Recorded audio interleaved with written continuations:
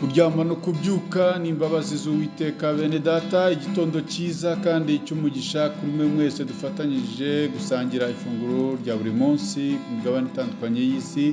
Insanganyamatsiko y'uyu munsi wo kuwa gatandatu z'ukwezi kwa mbere umwaka wa 2025, kuwa mbere iragira iti: niwubaka kuri Yesu Kristo bizakomera. Niwubaka kuri Yesu Kristo bizakomera. Mbere yuko dusoma ijambo ry'Imana nyirizina, reka mbaririmbire indirimbo y'167 gushimisha igira iti: Yesu niwe nihishemo. Niturangiza dusome ijambo ry'Imana riri butubere ifunguro ry'umunsi.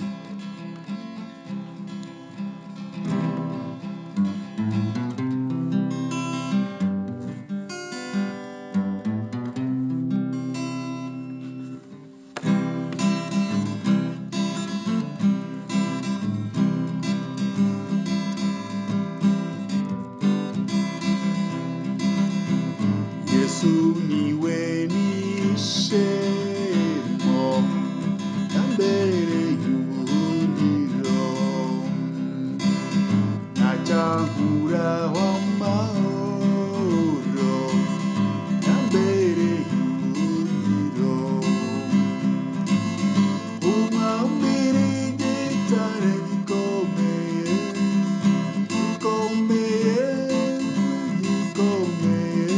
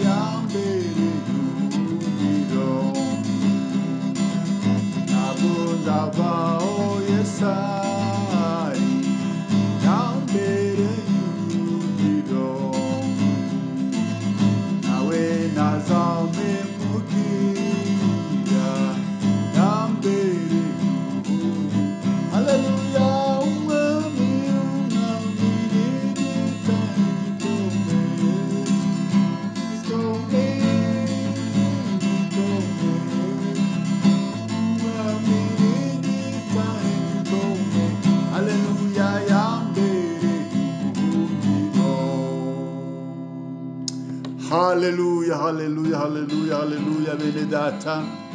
Yesu yatubereye igitare, yatubereye ubuhungiro. Uyu Imana, uyu Yesu wacu niwe waturinze uyu mwaka, niwe wabaye mu ruhande rwacu. Nta byago byigeze bidutera ubwoba kuko yatubereye ubuhungiro. Nta mwanzi wigeze adukanga kubera uwo Yesu wacu yaturwaniriye. Kubera iyo mpamvu ntabwo tuzigira tuvaho, ari uko ahora tubera ubuhungiro kandi ntazigera aduhemukira. Imana yacu ihabwa icyubahiro. Reka dusome ijambo ry'Imana muri Matayo ibice 7 umurongo wa 24 tugeze kuri 27. Haravuga ngo, umutwe w'amagambo aravuga ngo inzu yo ku rutare n'iyo ku musenyi. Nuko umuntu wese wumva ayo magambo yanjye akayakomeza azaba nk'umunyabwenge wubatse inzu ye ku rutare. Imvura iragwa, imivu iratemba, umuyaga urahuha, byose byikubita kuri iyo nzu ntiyagwa, kuko yari ishinzwe ku rutare. Kandi umuntu wese wumva ayo magambo yanjye ntayakomeze azaba ari nk'umupfapfa wubatse inzu ye musenyi. Imvura iragwa, imivu iratemba, umuyaga urahuha, byose byikubita kuri iyo nzu iragwa, kandi kugwa kwayo kwabaye kunini. Imana idufashe kandi tugirire neza cyane. Twasomye insanganyamatsiko y'ifunguro ry'uyu munsi wa none, iravuga ngo niwubaka kuri Yesu Kristo bizakomera. Niwubaka kuri Yesu Kristo bizakomera, ariko niwubaka ku bantu bizasenyuka. Iyo kwizera k'umukiranutsi kubakiye kuri Yesu Kristo, biragoye ko hagira ikibuhungabanya cyangwa se ikibunyeganyeza. Niyo haza intambara, niyo haza ibigeragezo, niyo haza bimeze gute, byose niyo byamwikubitaho ahubwo arushaho gukomera. Muzarebe ibuye iyo rinyuraho amazi menshi, aho kugira ngo ryangirike hazaho urubobi, bivuze ngo amazi akomeza kujya anyuraho agatambuka gusa, ibuye rikakomeza kuba ibuye. Niko bimera rero ku mukristo. Nyamara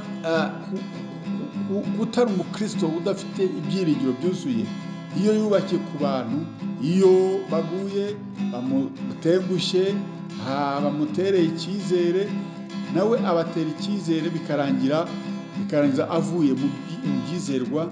Ni ngombwa ko tutiringira abantu, kuko abantu barahinduka, ariko Yesu Kristo wacu ntabwo ahinduka. Ijambo ry'Imana riratubwira riti havumwe umuntu wiringira umuntu akamwishingikiriza, akishingikiriza ku mbaraga ze. Havumwe uwimura Uwiteka, Imana akayimura muri we, ahubwo akiringira umuntu akaba ari we yubakiraho. Dukwiye kubakira kuri Yesu bene data, kuko abantu barahinduka. Ibyo twakuramo nk'amasomo nuko twakubikira kuri Yesu Kristo, tukirinda kwiringira abantu no kububakaho, kuko ejo iyo batambutse cyangwa se basenyutse bavuyeho, natwe turagwa tukava mu byizerwa, kuko twubakiye ku bantu. Abantu barahinduka, ariko Yesu wacu ntahinduka. Uko yari ari kera na n'uyu munsi niko ari, kandi niko azahoraho iteka ryose. Ijambo ry'Imana ridufashe kandi tugire neza. Mu izina rya Yesu Kristo dusenge. Uwiteka Mana Nyiringabo, duhe imbaraga, dushoboze twubakiye kuri wowe, kuko ni wowe rutare rwacu, ni wowe mahoro yacu, ni wowe byiringiro byacu. Abantu barahinduka, ariko wowe ntujya uhinduka. Uduhe kukubakaho muri uyu mwaka dutangiye wa 2025. Tuzahura n'ibibazo byinshi, tuzahura n'intambara nyinshi, ibibazo bitandukanye by'uruhuri rwinshi, imibereho, iby'ubugingo, ariko uzaduhe gukomerera muri wowe. Urakoze, urakarama, bana natwe muri byose, mu izina ryawe ryera Yesu Kristo umucunguzi wacu bisenze, amena. Mwari kumwe na mwene so muri Yesu Kristo nk'ibisanzwe, Bishop Apollinaire Musafiri Gakombe, shumba mukuru w'itorero The Evangelical Covenant Church of Rwanda ECCR. Imana y'amahoro ikomeze kubarinda bene data.